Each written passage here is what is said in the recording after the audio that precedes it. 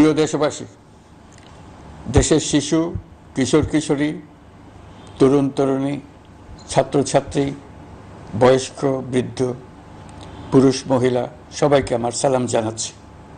আসসালামু আলাইকুম। বক্তব্যের শুরুতে আমি গভীর শ্রদ্ধা জানাচ্ছি জুলাই আগস্ট মাসে ফ্যাসিবাদের বিরুদ্ধে ছাত্র শ্রমিক জনতার অভ্যুত্থানে নিহত সকল শহীদের প্রতি। আমি আরও স্মরণ করছি তাদের যারা ফ্যাসিবাদী শক্তির প্রাণঘাতী অস্ত্রের সামনে হিমালয়ের মতো দাঁড়িয়ে অন্যায়ের প্রতিবাদ করে মৃত্যুকে আলিঙ্গন করেছে, আহত হয়েছে, পঙ্গুত্ব বরণ করেছে, হারিয়েছে তাদের চোখের দৃষ্টি। সেই সব বীরদের স্মরণ করছি যারা মিথ্যাচার, লুটপাট, স্বৈরতন্ত্রের বিরুদ্ধে এক দফা দাবি নিয়ে দাঁড়িয়েছিল। কৃতজ্ঞতা চিত্তে স্মরণ করছি আপনাদের ভাই বোনদের, আপনাদের সন্তানদের যারা এই বিপ্লবে অংশগ্রহণ করেছিল। প্রিয় দেশবাসী, আমি আগেও জানিয়েছি, আবারও জানাচ্ছি, গণ অভ্যুত্থানে সকল শহীদের পরিবারকে পুনর্বাসন করা হবে।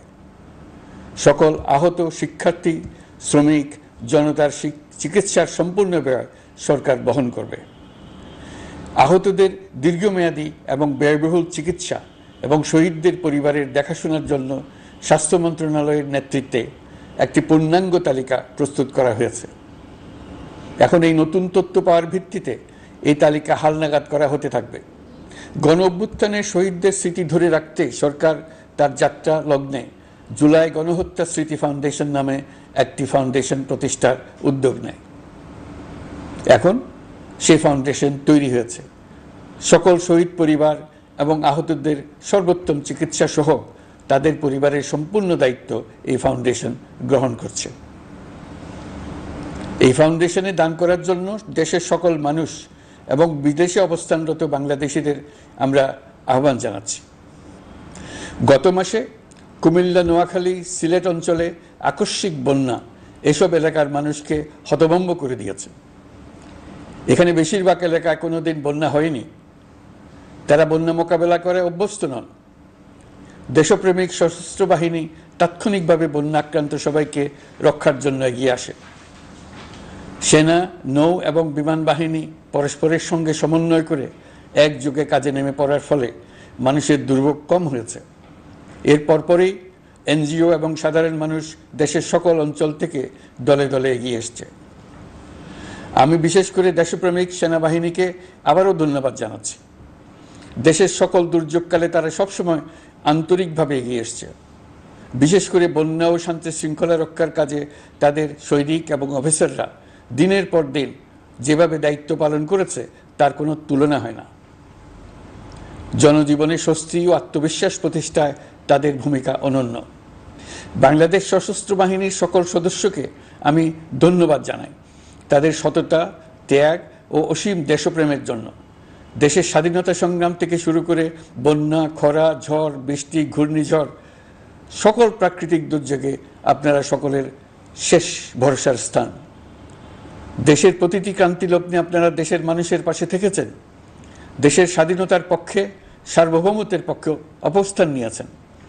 দেশ গঠনে আপনারা সবার আগে এগিয়ে এসছেন। বিগত জুলাই হতে শুরু হওয়া গণ অভ্যুত্থান, বন্যা, নিরাপত্তা প্রদান, অস্ত্র উদ্ধার সহ সকল কার্যক্রমে আপনারা সফলভাবে দিনরাত কাজ করে যাচ্ছেন। সরকার ও জনগণের পক্ষ থেকে আমি আপনাদের প্রতি কৃতজ্ঞতা জানাচ্ছি। বন্যা আমাদের জনজীবনে আরেকটি দিক উন্মোচন করল। দেশের সকল জায়গায় মানুষের সক্রিয় সহানুভূতির জোয়ার উঠেছিল অবিশ্বাস্য মাত্রায়। ব্যবসায়ী, অর্থবান ব্যক্তিরা যেমন তাদের অর্থ নিয়ে স্বতঃস্ফূর্তভাবে এগিয়ে এসেছিল, তেমনি দেশের বিভিন্ন প্রান্তের সাধারণ মানুষ, স্কুল, কলেজ, বিশ্ববিদ্যালয়ের ছেলেমেয়েরা জোয়ারের ঢলের মতো যার যার সামর্থ্য নিয়ে এগিয়ে এসছে। অনেকেই ছুটে গেছে বন্যার্তদের সহযোগিতা করার জন্য। এনজিওরা বিভিন্ন জায়গা থেকে ছুটে গেছে তাদের সহায়তা নিয়ে।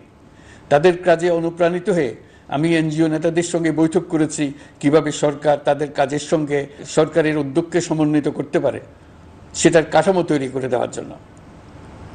বন্যা এখন চলে গেছে, কিন্তু পুনর্বাসনের কঠিন কাজ আমাদের সামনে রয়ে গেছে। সকলের সহযোগিতায় আমরা পুনর্বাসনের কাজটি সফলভাবে সমাধান করতে চাই। আইন শৃঙ্খলা পরিস্থিতির উন্নতির জন্য আমরা দিনরাত পরিশ্রম করে যাচ্ছি। যে সমস্ত ভাই বোনেরা তাদের গত 16 বছরের বেদনা জানিয়ে তার প্রতিকার পাওয়ার জন্য আমার অফিস এবং সচিবালয়ের অফিসসমূহের সামনে প্রতিদিন ঘেরাও কর্মসূচি দিয়ে আমাদের কাজকর্ম ব্যাহত করছিলেন, তারা আমার আহ্বানে সাড়া দিয়ে ঘেরাও কর্মসূচির থেকে বিরত হয়েছেন বটে, তবে অন্যত্র আবার তারা তাদের কর্মসূচি দিয়ে যাতায়াতে ব্যাঘাত সৃষ্টি করছেন। আমি কথা দিচ্ছি, আপনাদের ন্যায্য আবেদনের কথা আমরা ভুলে যাব না। আমরা সকল অন্যায়ের প্রতিকারের জন্য প্রতিশ্রুতিবদ্ধ। আমরা আমাদের দায়িত্বকালে যথাসম্ভব সব সমস্যার সমাধানের চেষ্টা করব। আমি আবারও অনুরোধ করছি, আপনারা যাতায়াতে ব্যাঘাত সৃষ্টি থেকে বিরত থাকুন। জাতি আপনাদের প্রতি কৃতজ্ঞ থাকবে। তৈরি পোশাক, ওষুধ শিল্প, এইসব এলাকায় শ্রমিক ভাই বোনেরা তাদের অভিযোগ জানানোর জন্য ক্রমাগতভাবে এই শিল্পের কার্যক্রম পরিচালনা বন্ধ রাখতে বাধ্য করছেন। এটা আমাদের অর্থনীতিতে যে নেতিবাচক প্রভাব ফেলবে সেটা মোটেই কাম্য নয়। এমনিতেই ছাত্র শ্রমিক জনতার বিপ্লবের পর যে অর্থনীতি আমরা পেয়েছি সেটা নিয়ম নীতিবিহীন দ্রুত ক্ষীয়মান একটা অর্থনীতি। প্রাতিষ্ঠানিক কাঠামো প্রায় ধ্বংসপ্রাপ্ত। বৈদেশিক মুদ্রার রিজার্ভ তলানিতে গিয়ে ঠেকেছে। আমরা এই অর্থনীতিতে প্রাণ সঞ্চারের চেষ্টা করছি, আমাদের উদ্যোগে সাড়াও পাচ্ছি। ঠিক এই সময়ে আমাদের শিল্প কারখানাগুলো বন্ধ হয়ে যাক, অকার্যকর হয়ে যাক, এটা আমাদের অর্থনীতিতে বিরাট আঘাত পড়বে। সেটা কিছুতেই আমাদের কাম্য হতে পারে না। শ্রমিক ভাই বোনদের অনেক দুঃখ আছে, কিন্তু সেই দুঃখ প্রকাশ করতে গিয়ে আপনাদের মূল জীবিকা বন্ধ হওয়ার উপক্রম হলে সেটা ঠিক হবে না। দেশের অর্থনীতি ধ্বংসপ্রাপ্ত হলে সেটা ঠিক হবে না।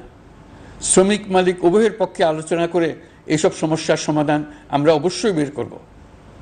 আপনারা কারখানা খোলা রাখুন, অর্থনীতির চাকা সচল রাখুন, দেশের অর্থনীতিকে সোজা হয়ে দাঁড়াতে দিন। আমরা আপনাদের সমস্যার স্থায়ী সমাধান বের করার জন্য সর্বশক্তি প্রয়োগ করব। মালিক পক্ষের কাছে আমাদের আবেদন, আপনারা শ্রমিকদের সঙ্গে বোঝাপড়া করুন, কারখানা সচল রাখুন, অর্থনীতির দুর্বল স্বাস্থ্যকে সবল করে তুলুন। ওষুধ শিল্প এবং তৈরি পোশাক শিল্প দেশের গৌরব। এর মাধ্যমে আমাদের শ্রমিক ভাই বোনেরা তাদের কর্মকুশলতা বিশ্বকে মুগ্ধ করেছে। এর সাফল্য এখন থমকে আছে। আমরা এই দুই শিল্পকে তাদের সম্ভাব্য শীর্ষে নিয়ে যেতে চাই। দুর্বল করার তো প্রশ্নই ওঠে না। এই দুই শিল্পের কোথায় কোথায় বাধা আছে, সমস্যা আছে, সেগুলো চিহ্নিত করে তাকে বাধামুক্ত করতে চাই। আমরা বিদেশি ক্রেতাদের একত্রিত করে তাদের সহযোগিতা চাইব, যেন বাংলাদেশের এই শিল্প দুটি বিশ্বের অন্যান্য দেশের চাইতে বেশি আস্থাযোগ্য হয়ে গড়ে উঠতে পারে। সব কিছুই সম্ভব যদি আমরা শ্রমিক মালিক সম্পর্কটা একটা নির্ভরযোগ্য, আনন্দদায়ক করে গড়ে তুলতে পারি। আমাদের সরকারের প্রথম মাস কাটল, দ্বিতীয় মাস থেকে আমরা নতুন বাংলাদেশ গড়ার ভিত্তি হিসেবে নতুন শ্রমিক মালিক সম্পর্কের সূচনা করতে চাই। এটা দেশের সবার কাম্য। দেশের নতুন প্রজন্ম নির্ভয়ে যেন তাদের ভবিষ্যৎ নিয়ে এগিয়ে যেতে পারে, আমরা সেই লক্ষ্যে কাজ করছি। আমাদের দায়িত্ব অনেক। ন্যায়ভিত্তিক একটা সমাজ গড়ে তোলার জন্য একসাথে অনেকগুলো কাজ আমাদের হাত দিতে হবে। 1 জুলাই থেকে 5 আগস্ট পর্যন্ত ছাত্র জনতার গণ আন্দোলনকে দমন করতে যেসব ফৌজদারি মামলা দায়ের করা হয়েছিল, এর মধ্যে হত্যা মামলা ছাড়া বাকি প্রায় সকল মামলা প্রত্যাহার করা হয়েছে। এইসব মামলায় গ্রেফতারকৃত সকলে মুক্তি পেয়েছে। দায়িত্ব গ্রহণের শুরুতেই অন্তর্বর্তীকালীন সরকার বিচার বিভাগের বড় সংস্কারের কাজে হাত দিয়েছে। যোগ্যতম ব্যক্তিকে প্রধান বিচারপতি নিয়োগ দেওয়াতে মানুষের মনে নতুন আশার সঞ্চার হয়েছে। আপিল বিভাগের বিচারপতি নিয়োগ, অ্যাটর্নি জেনারেল নিয়োগ এবং অন্যান্য নিয়োগগুলি অতি গুরুত্বপূর্ণ নিয়োগ, যেগুলো সবকটাই সম্পন্ন হয়েছে। সন্ত্রাস দমন আইন ও ডিজিটাল সাইবার নিরাপত্তা আইনে দায়েরকৃত মিথ্যা হয়রানিমূলক মামলাগুলো প্রত্যাহার করা হচ্ছে। সাইবার নিরাপত্তা আইন সহ বাংলাদেশে বিদ্যমান সকল কালো আইনের তালিকা করা হয়েছে। অতি সত্বর এই সকল কালো আইন বাতিল ও প্রযোজ্য ক্ষেত্রে সংশোধন করা হবে। সাংবাদিক সাগর রনি হত্যাকাণ্ড সহ বহুল আলোচিত 5টি হত্যাকাণ্ডের তদন্ত ও বিচার অগ্রাধিকার ভিত্তিতে ও দ্রুততম সময়ে নিষ্পত্তির জন্য সহায়তা প্রদান করা হচ্ছে। সম্প্রতি আমরা বলপূর্বক গুম থেকে সকল ব্যক্তির সুরক্ষার জন্য আন্তর্জাতিক কনভেনশনের সনদে স্বাক্ষর করেছি। ফলে স্বৈরাচার দ্বারা প্রতিষ্ঠিত গুম সংস্কৃতির সমাপ্তি ঘটানোর জন্য আন্তর্জাতিকভাবে আমরা প্রতিজ্ঞাবদ্ধ হলাম।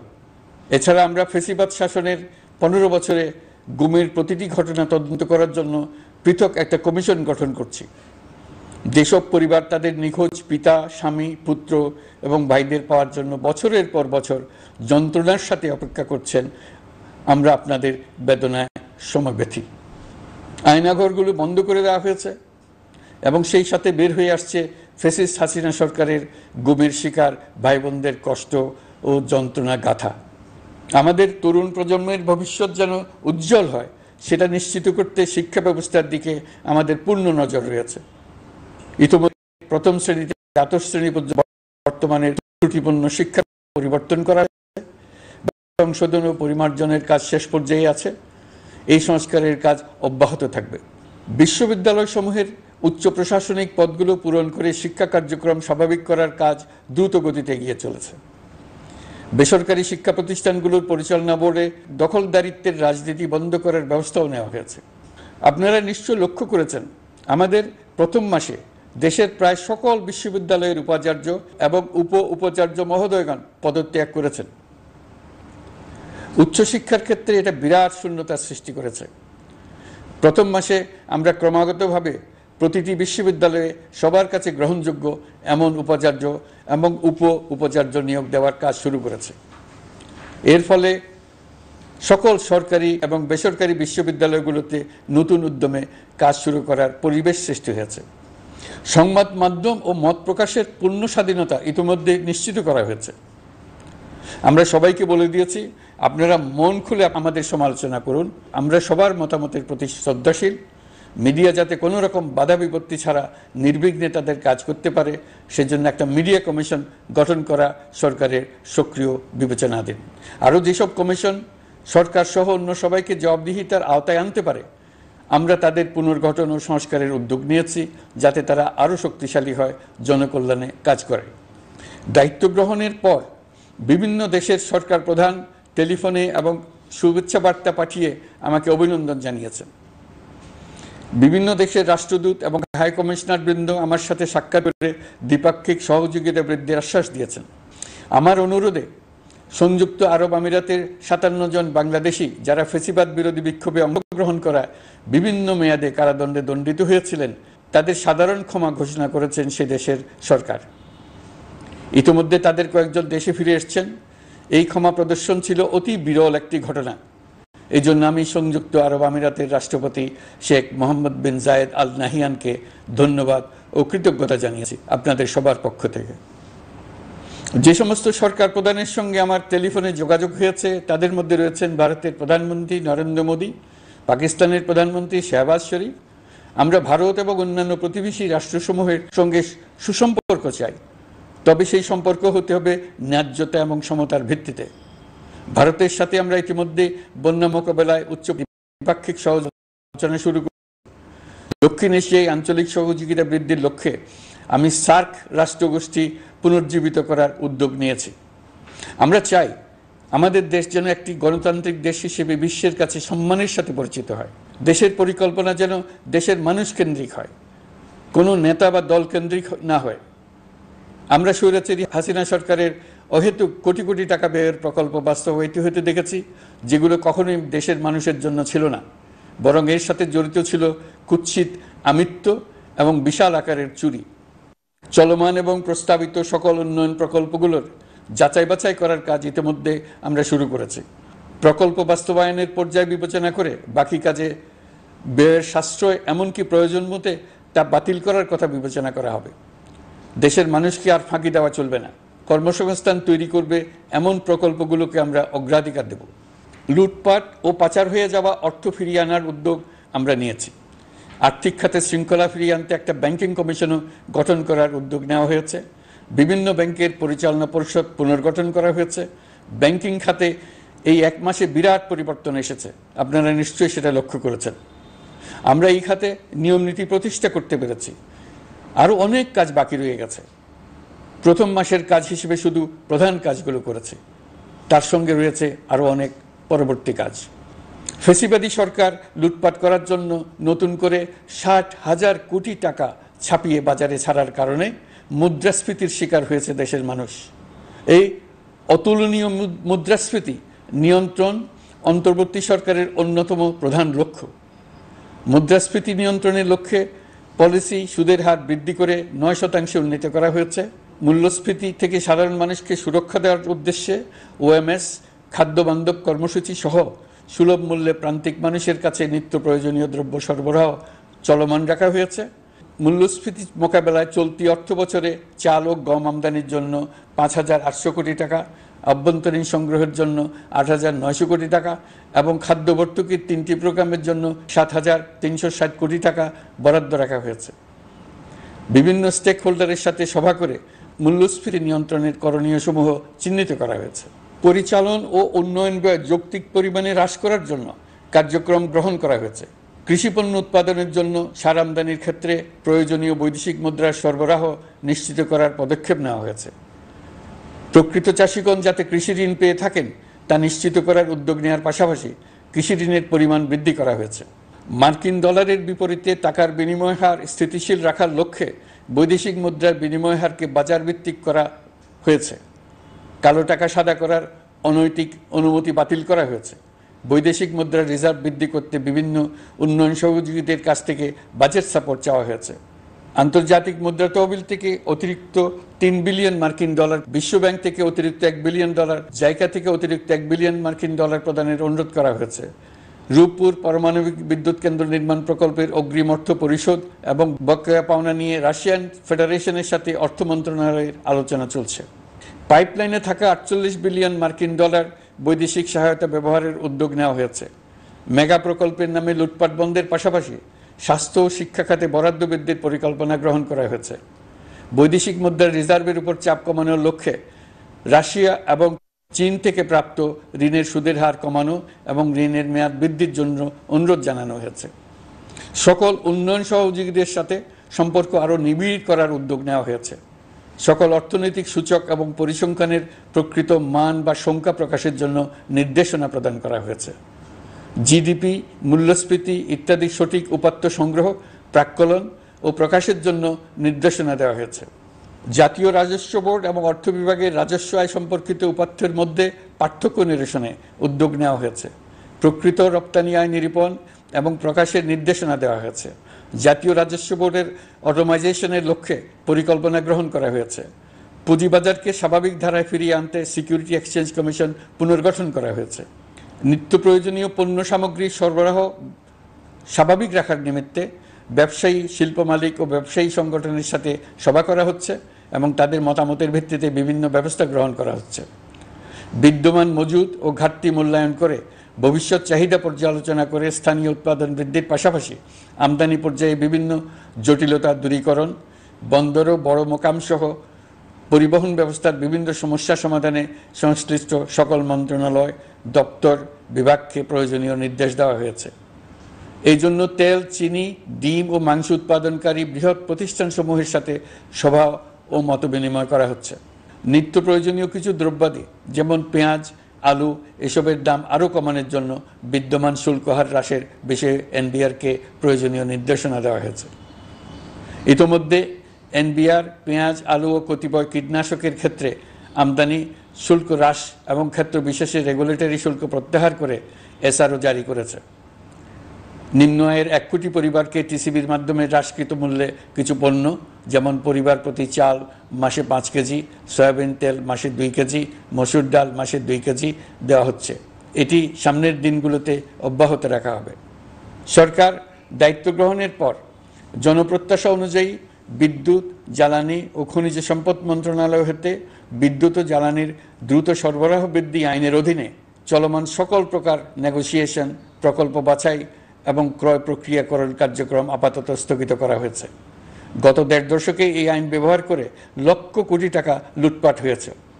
বিদ্যুৎ, জ্বালানি ও খনিজ সম্পদ মন্ত্রণালয়ের আওতাধীন কোম্পানিসমূহে অধিকতর স্বচ্ছতা ও জবাবদিহিতা আনার লক্ষ্যে কোম্পানিসমূহের পরিচালনা পর্ষদ পুনর্গঠন করা হয়েছে। প্রকৌশল, ভূতত্ত্ব এবং খনিজ হিসাব বিষয়ে অধ্যয়ন করেছে এমন ছাত্র প্রতিনিধি অন্তর্ভুক্ত করার জন্য উদ্যোগ গ্রহণ করা হয়েছে। এই খাতে অধিকতর সক্ষমতা, গতিশীলতা এবং জবাবদিহিতা নিশ্চিত করার লক্ষ্যে বিশেষজ্ঞগণের সমন্বয়ে একটি কমিটি গঠন করা হয়েছে। জ্বালানি তেলের মূল্য জনপ্রত্যাশা অনুযায়ী সহনশীল রাখতে অকটেন ও পেট্রোলের দাম ৬ টাকা, ডিজেল ও কেরোসিনের দাম ১ টাকা ২৫ পয়সা কমানো হয়েছে। ৩৭ দিন বন্ধ থাকার পর গত ২৫ আগস্ট হতে মিরপুর ১০ ও কাজীপাড়া স্টেশন ছাড়া বাকি সব স্টেশনে মেট্রো রেল পুনরায় চালু করা হয়েছে। ভুয়া মুক্তিযোদ্ধাদের চিহ্নিত করার লক্ষ্যে বিশেষ করে মুক্তিযুদ্ধের সময় যাদের বয়স ১২.৫ বছরের কম ছিল তাদের মুক্তিযুদ্ধ তালিকা হতে বাতিলের জন্য সুপ্রিম কোর্টে লিভ টু আপিলের পদক্ষেপ গ্রহণ করা হয়েছে। মুক্তিযোদ্ধা কল্যাণ ট্রাস্টের আওতাধীন বেদখলকৃত স্থাবর সম্পত্তি উদ্ধারে প্রয়োজনীয় ব্যবস্থা গ্রহণ করা হয়েছে।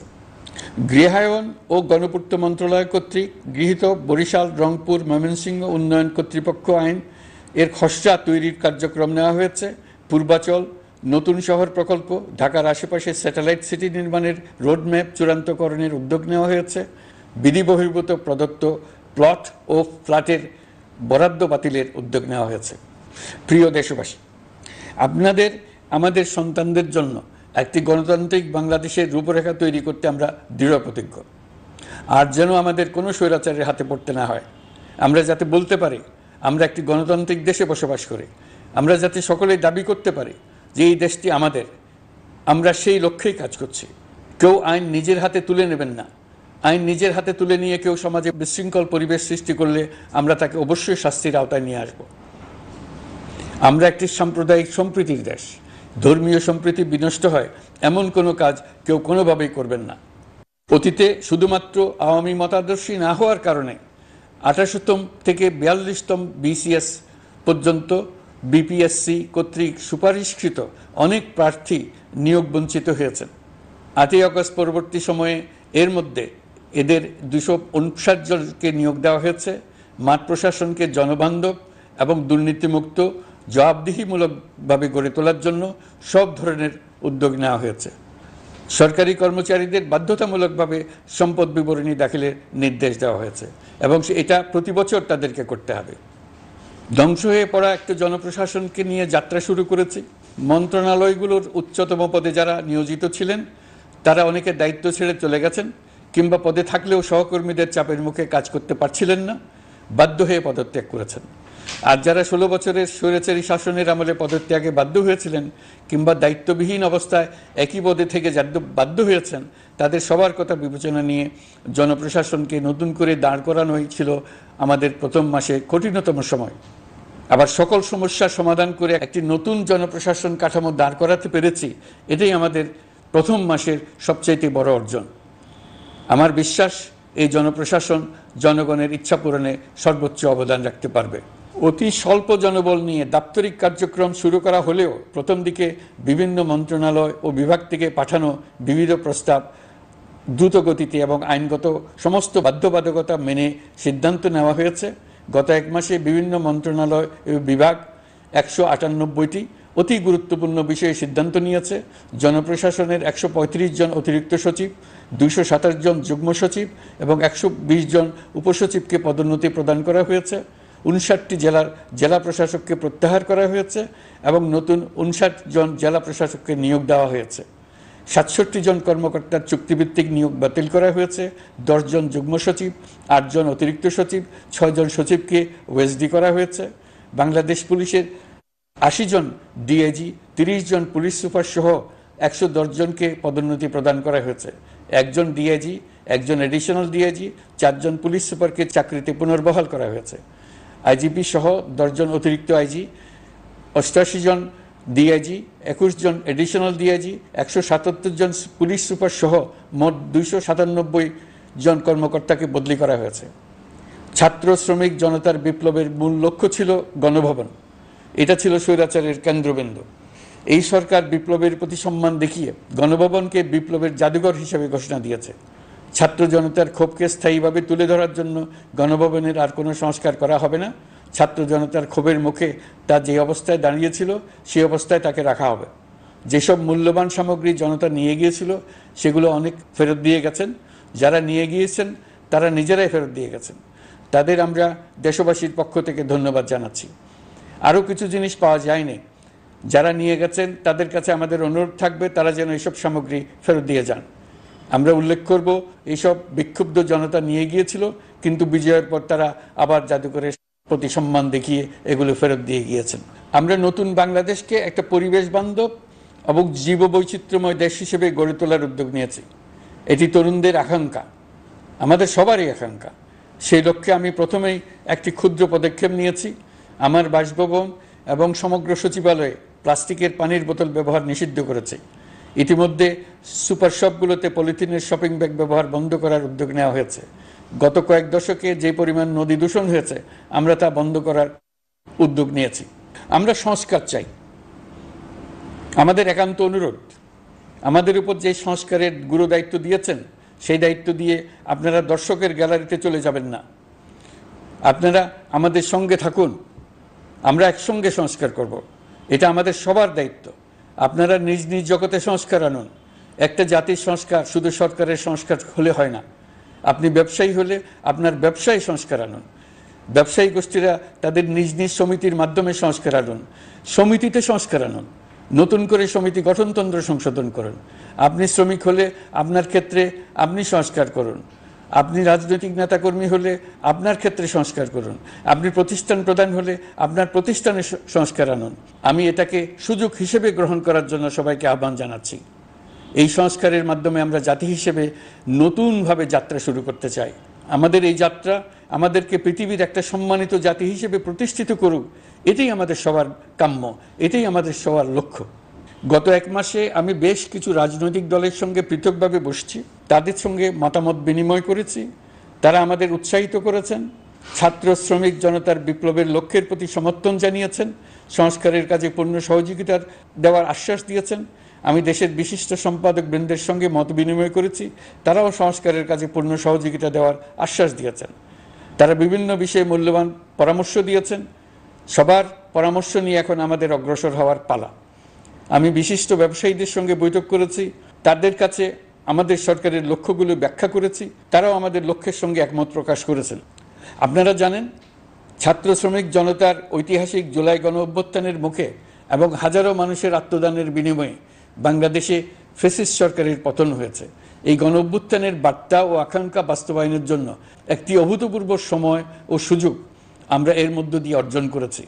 এর বাস্তবায়ন তথা বাংলাদেশের ফ্যাসিজম বা স্বৈরতান্ত্রিক শাসন পুনরাবৃত্তির আশঙ্কা রোধ এবং জনমালিকানা ভিত্তিক কল্যাণমুখী জনস্বার্থে নিবেদিত একটি রাষ্ট্র ব্যবস্থা প্রবর্তনের লক্ষ্যে কিছু জাতীয় ভিত্তিক সংস্কার সম্পন্ন করা জরুরি হয়ে পড়েছে।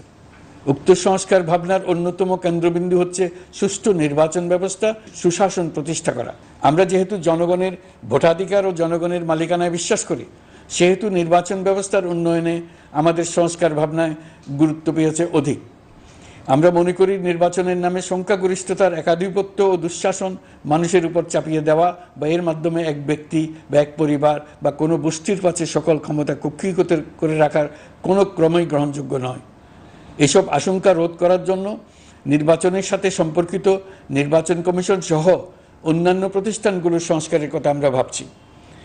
নির্বাচন ব্যবস্থার সাথে সম্পর্কিত প্রতিষ্ঠান হিসেবে পুলিশ প্রশাসন, জনপ্রশাসন, বিচার প্রশাসন, দুর্নীতি দমন কমিশন এই 4টি প্রতিষ্ঠানের সংস্কার করা সুষ্ঠু ও অবাধ নির্বাচনের জন্য অপরিহার্য। এসব প্রতিষ্ঠানের সংস্কার জনমালিকানা ভিত্তিক, জবাবদিহিমূলক এবং কল্যাণমূলক রাষ্ট্র ব্যবস্থা প্রতিষ্ঠায় অবদান রাখবে বলে আমি বিশ্বাস করি। এর পাশাপাশি সমাজের সকল স্তরের মানুষের প্রতিনিধিত্ব ও স্বার্থনিষ্ঠ প্রতিফলিত করার জন্য সাংবিধানিক সংস্কারের প্রয়োজন আমরা অনুভব করছি। এসব বিষয়ে সংস্কার করার প্রাথমিক পদক্ষেপ হিসেবে আমরা প্রাথমিকভাবে 6টি কমিশন গঠন করার সিদ্ধান্ত নিয়েছি। এসব কমিশনের কাজ পরিচালনার জন্য বিষয়ভিত্তিক অভিজ্ঞতা বিবেচনা করে 6 জন বিশিষ্ট নাগরিকের নেতৃত্বে এই কমিশনগুলো পরিচালনা করার দায়িত্ব দিয়েছি। এরপর আরও বিভিন্ন বিষয়ে কমিশন গঠন করার প্রক্রিয়া আমরা অব্যাহত রাখব। নির্বাচন ব্যবস্থা সংস্কার কমিশনের প্রধান হিসেবে দায়িত্ব পালন করবেন ডক্টর বদিউল আলম মজুমদার। পুলিশ প্রশাসন সংস্কার কমিশনের প্রধান হিসেবে কাজ করবেন জনাব সরফরাজ চৌধুরী। বিচার বিভাগ সংস্কার কমিশনের প্রধান হিসেবে দায়িত্ব পালন করবেন বিচারপতি শাহ আবু নাঈম মমিনুর রহমান। দুর্নীতি দমন সংস্কার কমিশনের প্রধান হিসেবে দায়িত্ব পালন করবেন ডক্টর ইফতেখারুজ্জামান। জনপ্রশাসন সংস্কার কমিশনের প্রধান হিসেবে দায়িত্ব পালন করবেন জনাব আব্দুল মুহিত চৌধুরী। সংবিধান সংস্কার কমিশনের প্রধান হিসেবে দায়িত্ব পালন করবেন ডক্টর শাহদিন মালিক। এসব কমিশনের অন্য সদস্যদের নাম কমিশন প্রধানদের সাথে আলোচনা করে ঠিক করা হবে। কমিশনগুলোর আলোচনা ও পরামর্শ সভায় উপদেষ্টা পরিষদের সদস্য, ছাত্র, শ্রমিক জনতা আন্দোলনের প্রতিনিধি, নাগরিক সমাজ ও রাজনৈতিক দলের প্রতিনিধিরা উপস্থিত থাকবেন। পূর্ণাঙ্গভাবে গঠিত হওয়ার পর কমিশন আনুষ্ঠানিকভাবে তাদের কাজ আগামী 1 অক্টোবর থেকে শুরু করতে পারবে বলে আমি আশা করছি, এবং এটি পরবর্তী 3 মাসের মধ্যে সম্পন্ন হবে বলে আমরা ধারণা করছি। কমিশনের রিপোর্টের ভিত্তিতে সরকার পরবর্তী পর্যায়ে প্রধান রাজনৈতিক দলগুলোর সাথে পরামর্শ সভার আয়োজন করবে। চূড়ান্ত পর্যায়ে ছাত্র সমাজ, নাগরিক সমাজ, রাজনৈতিক দলের প্রতিনিধি, সরকারের প্রতিনিধি নিয়ে ব্যাপক ভিত্তিক 3 থেকে 7 দিন ব্যাপী একটি পরামর্শ সভার ভিত্তিতে সংস্কার ভাবনার রূপরেখা চূড়ান্ত করা হবে। এতে এই রূপরেখা কিভাবে বাস্তবায়ন হবে তার একটি ধারণাও দেওয়া হবে। এই আয়োজন জুলাই গণ অভ্যুত্থানের বার্তা বাস্তবায়ন ও রাষ্ট্র পুনর্নির্মাণ তাগিদের ঐক্যবন্ধনে গোটা জাতিকে শক্তিশালী ও আশাবাদী করে তুলবে বলে আমাদের বিশ্বাস। প্রিয় দেশবাসী, আমাদের সামনে অনেক কাজ, সবাই মিলে একই লক্ষ্যে আমরা অগ্রসর হতে চাই। আমাদের মধ্যে, বিশেষ করে আমাদের নতুন প্রজন্মের মধ্যে যে সুপ্ত প্রতিভা লুকিয়ে আছে, সেটা যেন বিনা বাধায় রাষ্ট্রের এবং সমাজের সহযোগিতায় প্রকাশ করতে পারি, সেই সুযোগের কাঠামো তৈরি করতে চাই। সকলে মিলে আমাদের পরিবারের প্রতিটি সদস্যকে, সে ঝাড়ুদার হোক, ছাত্র হোক, শিক্ষক হোক, যে কোনো ধর্মের হোক, সবার সমান অধিকার নিশ্চিত করতে চাই। এই হলো আমাদের সংস্কারের মূল লক্ষ্য। আসুন ছাত্র শ্রমিক জনতার এই বিপ্লবের লক্ষ্যকে আমরা দ্রুত বাস্তবায়ন করি। আমাদের প্রথম মাসে আমরা যেই গতিতে, যে উদ্যম নিয়ে কাজ এগিয়ে নিয়ে যাওয়ার কথা চিন্তা করেছিলাম, সেটা হয়তো করতে পারিনি বাস্তব অবস্থার পরিপ্রেক্ষিতে। দেশের আইনশৃঙ্খলা পরিস্থিতি স্বাভাবিক রাখা গেলে আশা করি আমরা আমাদের গতি অনেক বাড়াতে পারব। এই জন্য দেশের সকল মানুষের কাছে, শিক্ষক, ছাত্রছাত্রী, কৃষক, শ্রমিক, পেশাজীবী, বড় ব্যবসায়ী, ক্ষুদ্র ব্যবসায়ী, দিনমজুর, গৃহিণী, সকলের সহযোগিতা চেয়েছি। আমাদের কাজ বড় কঠিন, কিন্তু জাতি হিসেবে এবার ব্যর্থ হওয়ার কোনো অবকাশ আমাদের নেই। আমাদেরকে সফল হতেই হবে। এই সাফল্য আপনাদের কারণেই আসবে, আপনার সহযোগিতার কারণেই আসবে। আমাদের কাজ হবে আপনার আমার স্বপ্নকে বাস্তবে রূপায়িত করা। এখন আমরা আমাদের 2য় মাস শুরু করছি। আমাদের 2য় মাসে যেন আপনাদের মনে দৃঢ় আস্থা সৃষ্টি করতে পারি, সেই চেষ্টা করে যাব। ধৈর্য ধরুন, এই কথাটি আমি মোটেই আপনাদের বলবো না। আমরা সবাই অধৈর্য হয়ে পড়েছি। এত সব কাজ কখন যে শেষ হবে এটা চিন্তা করে আমরা অধৈর্য হব, কেন হব না? কিন্তু সঠিকভাবে কাজ করব, কাজে কোনো অধৈর্যের চিহ্ন রাখব না। প্রিয় দেশবাসী, দেশের শিশু, কিশোর কিশোরী, তরুণ তরুণী, ছাত্রছাত্রী, বয়স্ক, বৃদ্ধ, পুরুষ, মহিলা, সবাইকে আবারও আমার সালাম জানাচ্ছি। আসসালামু আলাইকুম।